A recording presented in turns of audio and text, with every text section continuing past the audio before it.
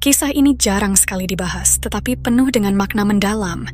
Ini adalah kisah tentang sepasang suami istri yang cintanya diuji oleh perbedaan keyakinan agama. Yang membuat kisah ini begitu istimewa adalah tokoh wanitanya, yaitu Zainab, putri sulung dari Rasulullah Shallallahu Alaihi Wasallam. Kisah ini akan menunjukkan bagaimana Zainab menghadapi ujian besar dalam hidupnya dan betapa kuat cintanya kepada sang suami, meskipun keyakinan mereka berbeda.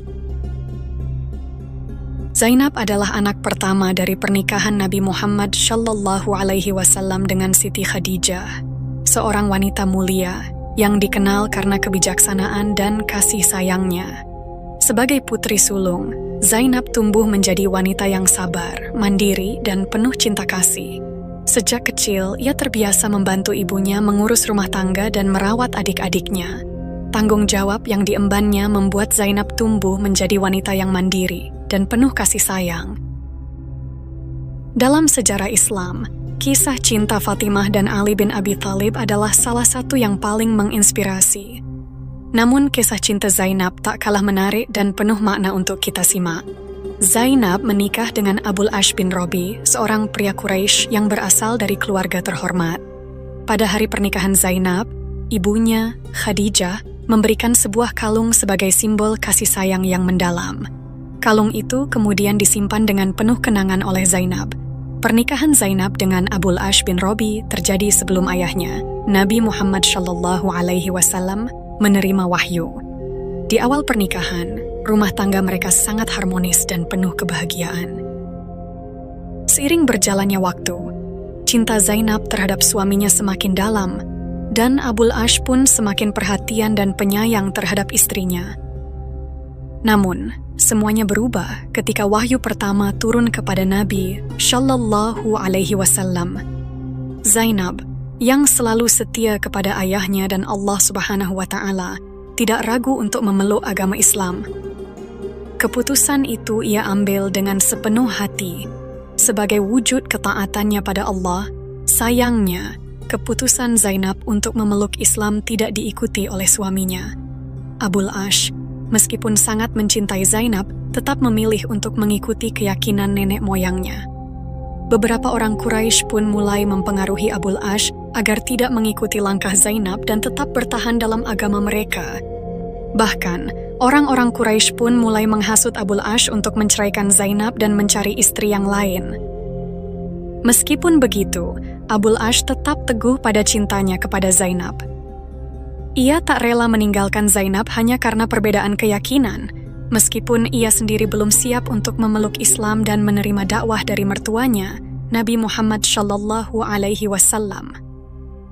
Kisah ini menunjukkan betapa beratnya tantangan dakwah Nabi Shallallahu Alaihi Wasallam. Salah satu anggota keluarganya yang merupakan menantu Nabi masih belum mengimani ajaran Islam. Abul Ash terus-menerus mendapat tekanan dari orang-orang Quraisy, namun ia tetap tidak ingin menceraikan Zainab.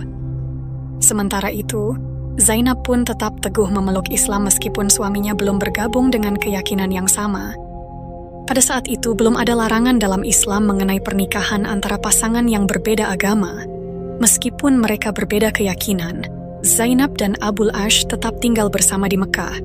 Namun, keadaan mulai berubah ketika Nabi Shallallahu Alaihi Wasallam dan para sahabat melakukan hijrah dari Mekah ke Madinah.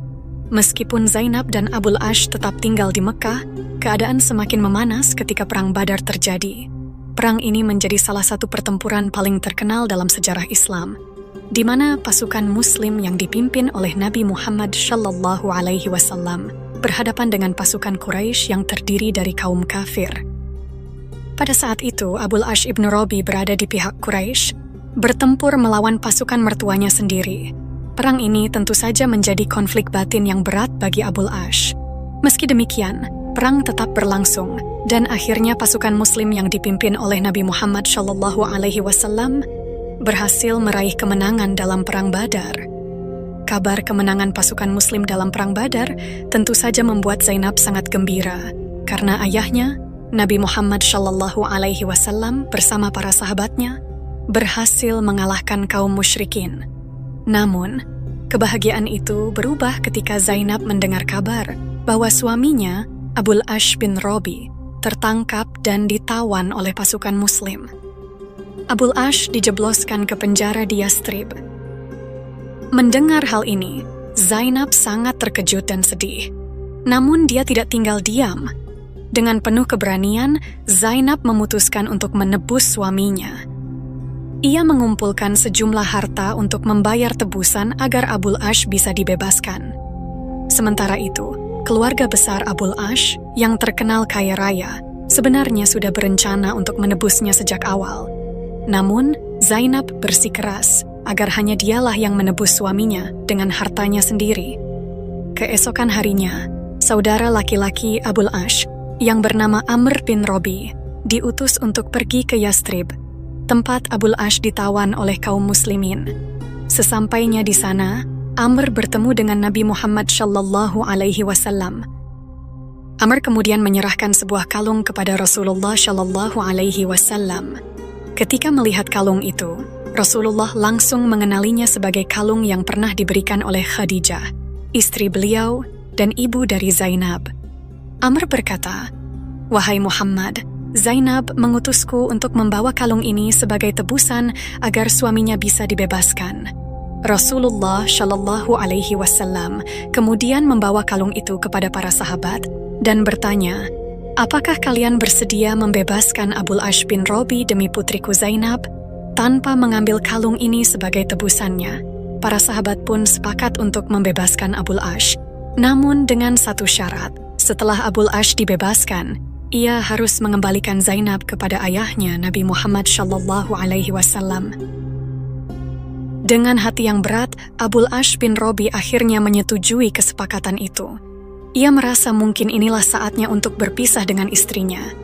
Setelah dibebaskan, Abul Ash kembali ke Mekah sambil membawa kalung milik Zainab sebagai tanda tebusannya. Ketika sampai di rumah, ia bertemu dengan Zainab dan menceritakan apa yang terjadi selama ia ditawan. "Wahai istriku Zainab, aku telah dibebaskan dengan sebuah kesepakatan. Maka, pulanglah engkau kepada orang tuamu." Mendengar kata-kata itu, Zainab merasa sangat berat. Dengan penuh rasa sedih, Abu al-Ash harus merelakan Zainab pergi, dan Zainab pun terpaksa menerima kenyataan itu.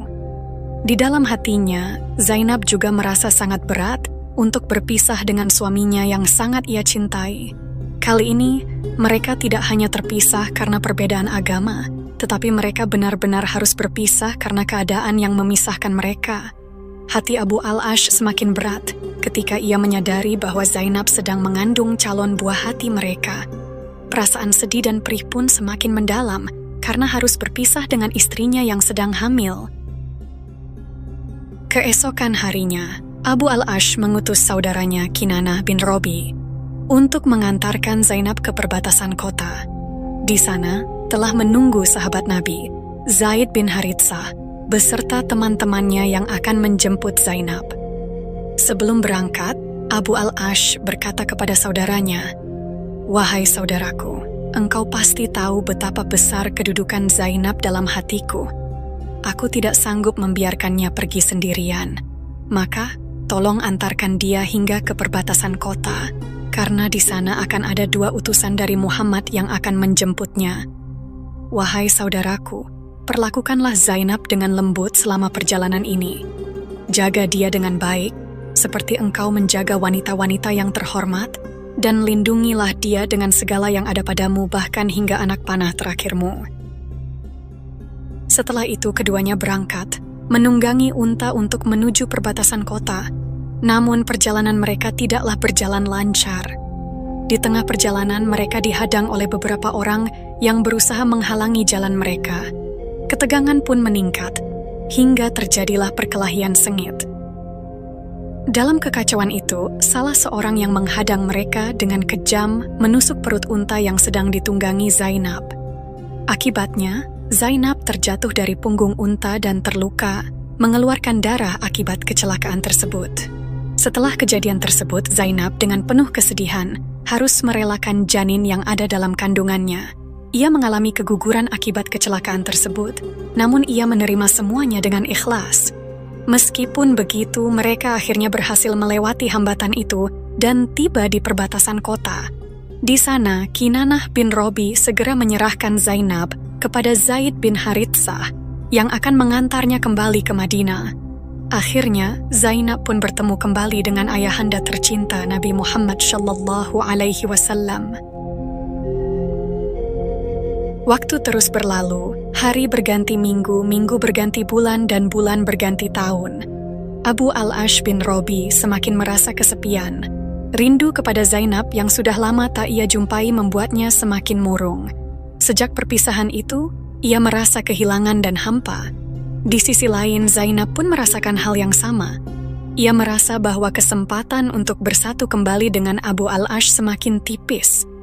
Hanya doa yang bisa ia panjatkan kepada Allah Subhanahu wa Ta'ala, memohon agar ada jalan keluar dari permasalahan ini.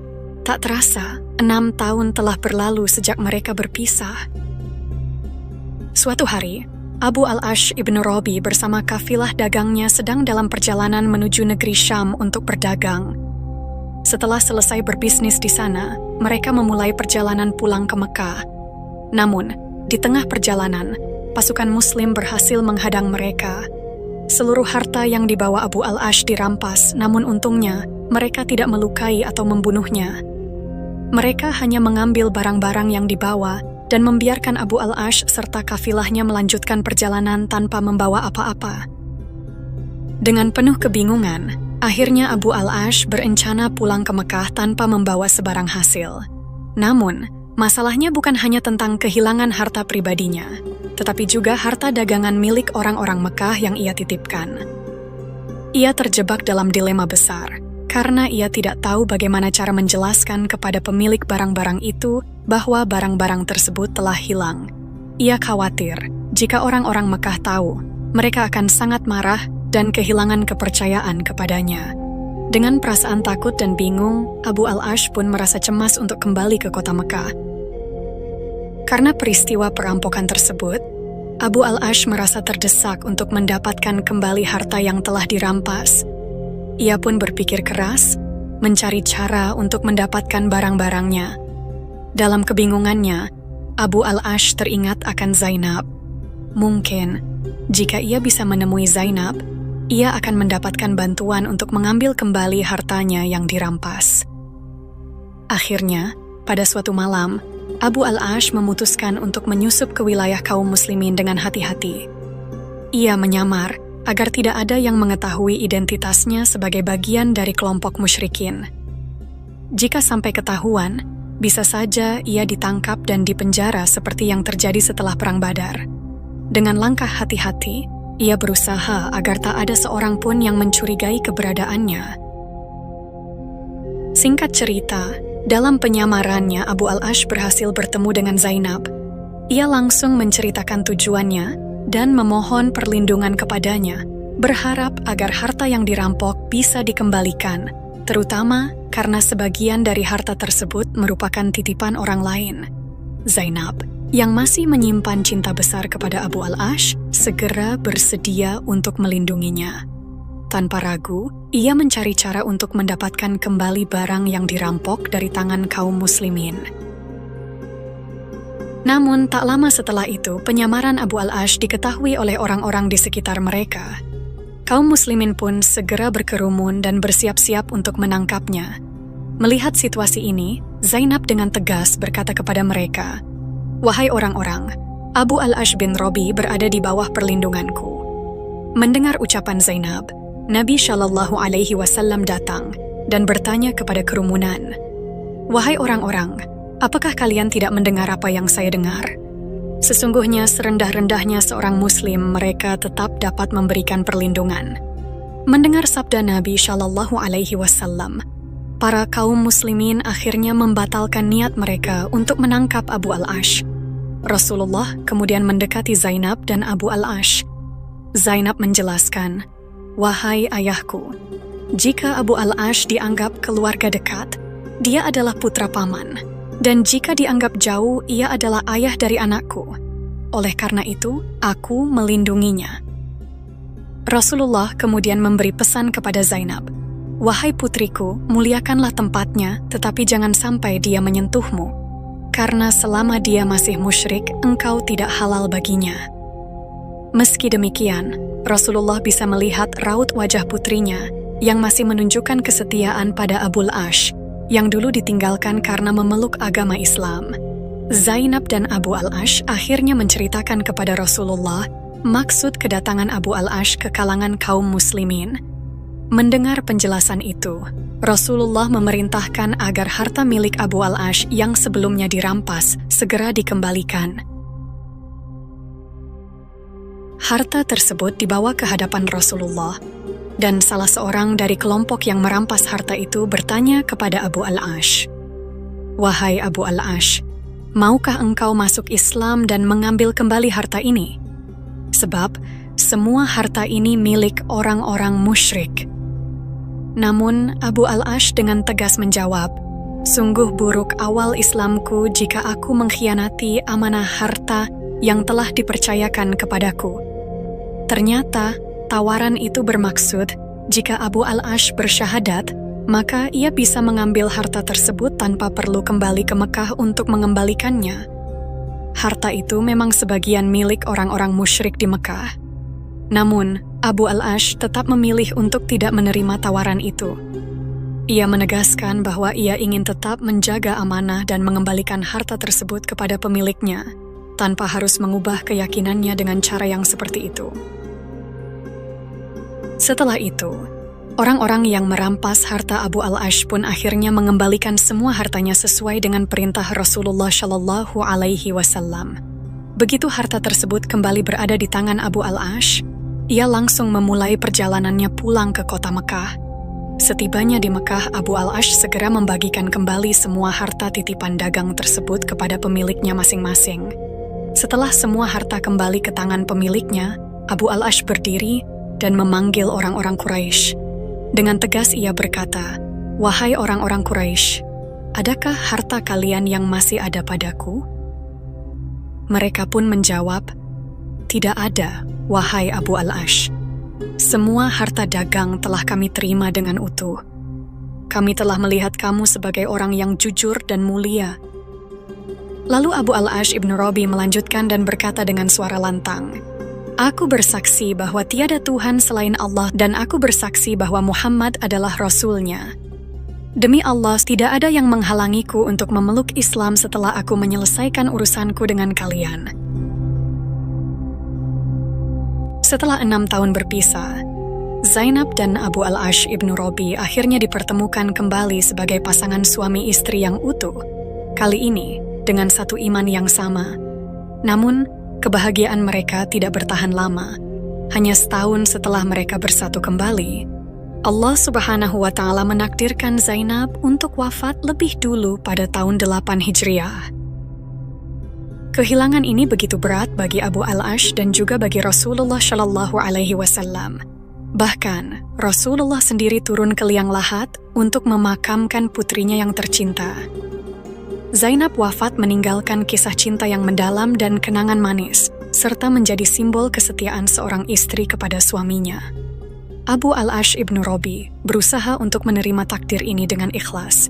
Ia berkata, "Putri Al-Amin, semoga Allah Subhanahu wa Ta'ala membalas semua kebaikanmu." Rasulullah Shallallahu Alaihi Wasallam pun pernah bersabda tentang Zainab, "Sesungguhnya dia adalah sebaik-baiknya anakku dalam menerima musibah." Begitulah kisah tentang Zainab, putri Rasulullah Shallallahu Alaihi Wasallam, yang telah meninggalkan jejak cinta sejati dan pengorbanan. Semoga kisah ini memberikan manfaat dan menambah wawasan kita. Jika ada kekurangan atau kesalahan, mohon dimaafkan. Kebenaran berasal dari Allah Subhanahu wa Ta'ala, sementara kekhilafan dan kesalahan adalah dari diri saya sendiri sebagai manusia biasa. Sampai jumpa di kisah-kisah seru dan penuh makna berikutnya. Wassalamualaikum warahmatullahi wabarakatuh.